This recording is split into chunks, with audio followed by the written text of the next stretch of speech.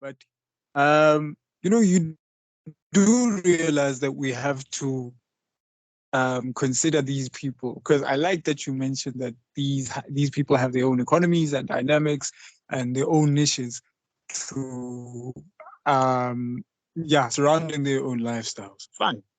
But there's a modern philosopher, this guy John Rawls. This guy is really amazing, but he kind of sounds like Friedrich Nietzsche, a bit off.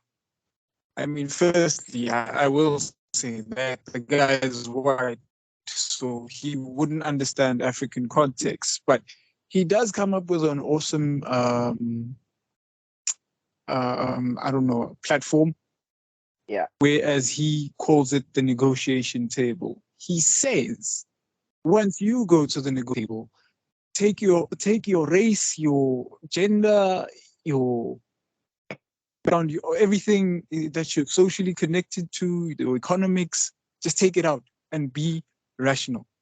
I do not know how rational is now defined, but he just says take it all out and just be rational. And that's one of my questions. Can planning be as rational as this guy claims? Because we're all human, and I don't think human can define rationality without actually having to consider its own roots to begin with. So, what's your thoughts on that? Yeah, on the surface, that does seem like the best route possible. That, the whole idea of being rational and tying it with logic should be the defining thing for planning, because that is what would make that's it. That is what would make the whole profession efficient in terms of tackling its problems, right? However, remember, planners are in the business of working with space and turning that space into place. Why? Because place is space with people, if that makes sense, right?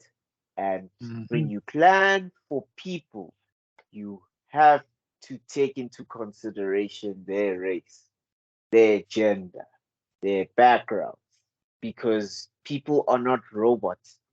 So, yes, it may be very efficient that people need to live in 50-story walk-ups uh, so that they can live, work, play in the same area. However, if someone is a small scale livestock farmer, where are they going to put their chickens? Even though, yes, them staying in the 50-story walk up is the most uh, rationally based decision for the greater context, it doesn't really take into consideration the small guy on the ground. You know what I'm saying? So yeah, planning cannot unfortunately be fully embedded in what roles is, I would say, trying to propose, because yeah, you have to take into consideration people. And yes, I know the rise of AI is showing that, yay, people's jobs are doomed. But at the end of the day, people are not robots. Yeah, there is no one solution approach to everything, unfortunately. And I think that may be showing the shortcomings of technology, because yeah, it's gonna be tough to try and capture those sensitivities of the human nature, basically. So yeah, that's my view on Okay, okay, that's a solid. Oh, that's a solid one. Yo, it. yo.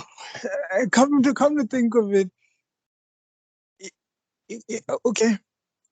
It's tricky. Now that It's we're it's it, it is, but now you're making me realize of something. I think I saw in was it Business Tech? No, actually 702. It actually compares Kigali. which is the capital of is it Tanzania? Kigali as the capital of Rwanda, which is actually much smaller than Johannesburg, Yeah. is actually cleaner, and it has, I don't know, better infrastructure than Johannesburg. You know what they Yeah. did? They actually enforced I don't know, some local law that just says, guys, every Sunday or every Saturday at this time it's clean up. Please clean up, clean up. It's Yeah. mandatory and you guys have to do it. Uh, Yeah. Yeah. So the author, actually the writer of this article, actually was asking, why can't Johannesburg do it? Because it's generally an investment hub. We already know Johannesburg is a huge um, conglomerate, or yeah. Okay. So why would you think Kigali is succeeding, whereas our old good town Johannesburg, city of gold, is not? So, okay, this is one way to look at it, right? I would think because Rwanda has undergone a major social and cultural shift over the past, let's say, 20 to 30 years. So, if I'm not mistaken, remember they had the Civil War where it was really bad there. Like things were really bad there, like really, really bad. Many people died, and yeah, the whole. I'm not sure if it was the whole country, but yeah, many parts of the country was in ruin. So that marked a shift. So meaning the country and then the cities and the landscape, basically the state had to start from scratch, right? And build from the bottom to get to where they need to be. And that definitely played a role because why? They now had a clean slate, if I could put it that way, to work from. Another example we can take of this approach or this cultural shift is Japan, or we could say the Eastern Tigers. I'm not sure if you're familiar with that whole story, but basically them after World War II, I mean, a lot of their cities were also down. Their people died, a lot of the population was lost, and they had to build from the ground up to the point where they had built and developed so fast that they had overtaken some of their Western counterparts, basically, as like an economic powerhouse. So the common trend that I have seen is that it needs to take, well, Johannesburg would need to unfortunately undergo a dramatic social and cultural shift. Now, what that shift looks like, I am not too sure.